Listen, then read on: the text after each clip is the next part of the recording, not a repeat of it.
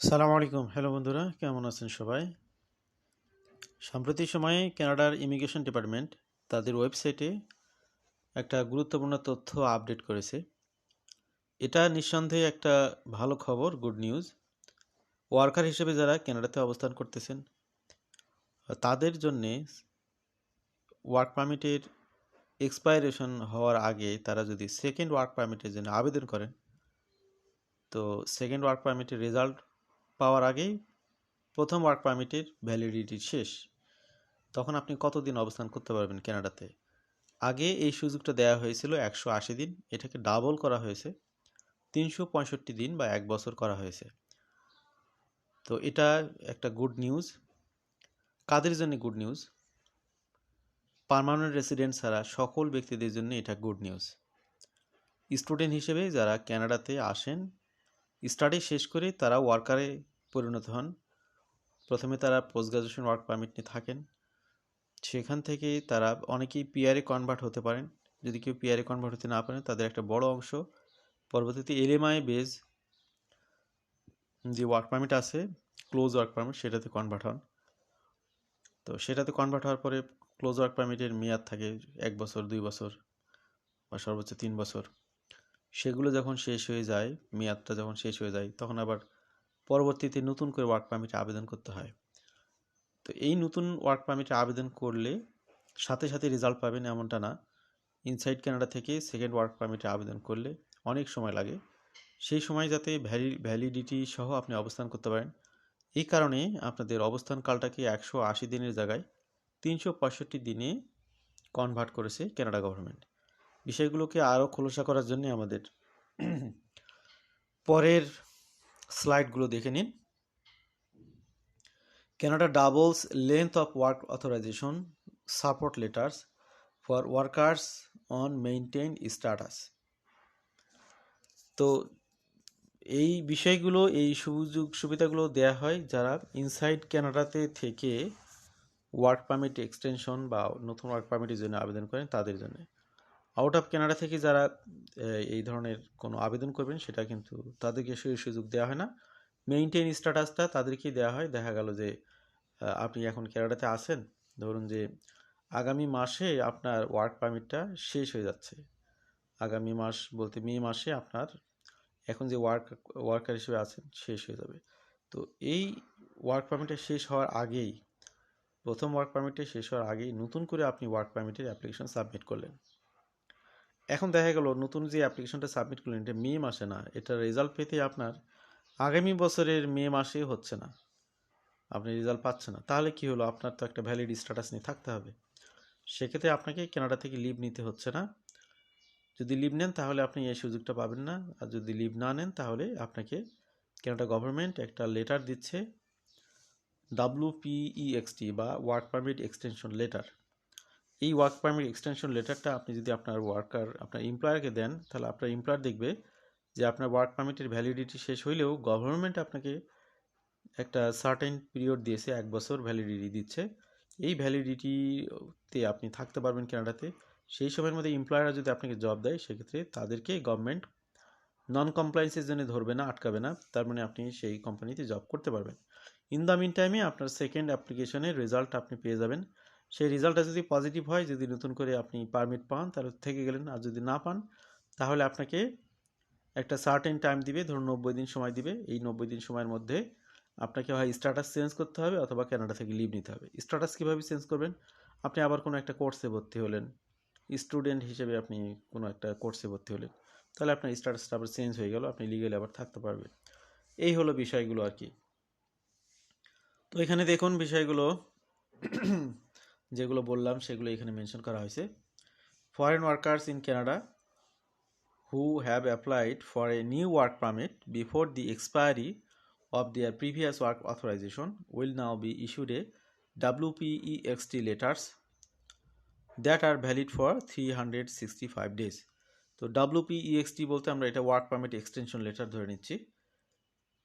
The increased validity period for WPEXT letters was conveyed in updated instructions to officers published on the Immigration Department website on April 27, 2026.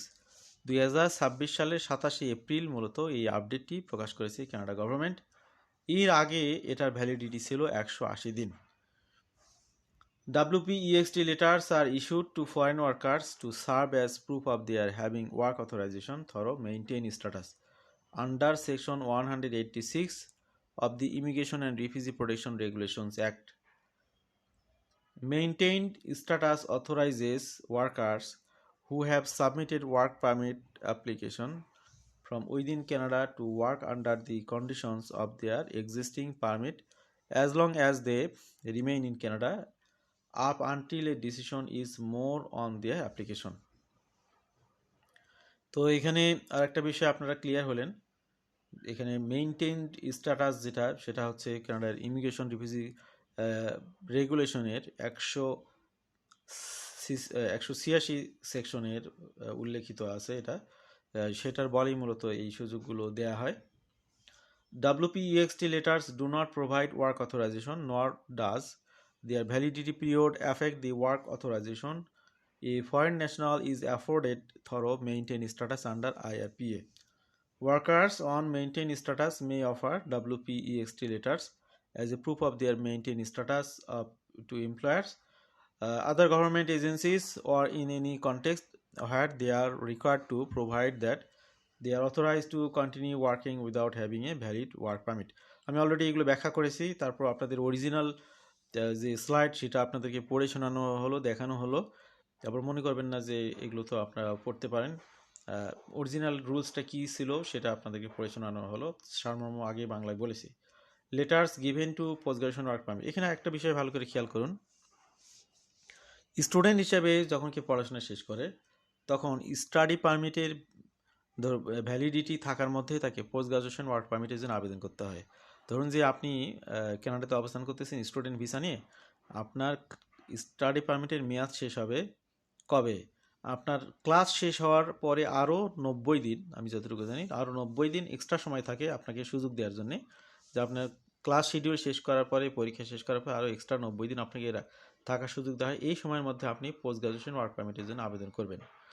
তো আপনি post graduation work পারমিটের জন্য আবেদন করলেন, করার পরে কি হলো, আপনি পোস্ট গ্রাজুয়েশন ওয়ার্ক পারমিট আবেদন করলেন কিন্তু ওই 90 দিনও পার হয়ে গেল, আপনি আর পোস্ট গ্রাজুয়েশন ওয়ার্ক পারমিট পেলেন না, তখন কি আপনি আউট অফ স্ট্যাটাসে থাকবেন? তখন আপনাকে আরও 180 দিন সময় দিচ্ছে কানাডা গভর্নমেন্ট আপনার সেই পারমিটের রেজাল্ট পাওয়ার আগ পর্যন্ত।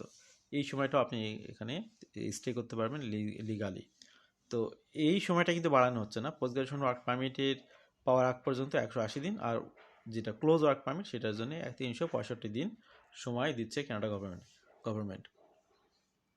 Clarification on May 2025 changes to work permit application who submitted second application. এখানে সেকেন্ড অ্যাপ্লিকেশন যারা করবেন তাদের বিষয়ে একটা ক্লারিফিকেশন আছে। 27 এপ্রিল 2026 যে আপডেট দেওয়া হয়েছে সেখানে এক্সাম্পল হিসেবে দেওয়া হয়েছে, which clarify changes that war made 2025 মে 28 2025। তো এর আগে 28 মে একটা পরিবর্তন ছিল, সেটাও এখানে ক্লারিফাই করা হয়েছে। The immigration department has expanded guidance to include 3 specific scenarios to assess whether a work permit applicant on maintain status who submitted a second work permit application can continue to benefit from maintain status. Generally, a second work permit application protects maintain status only if that was submitted before the original work permit expires.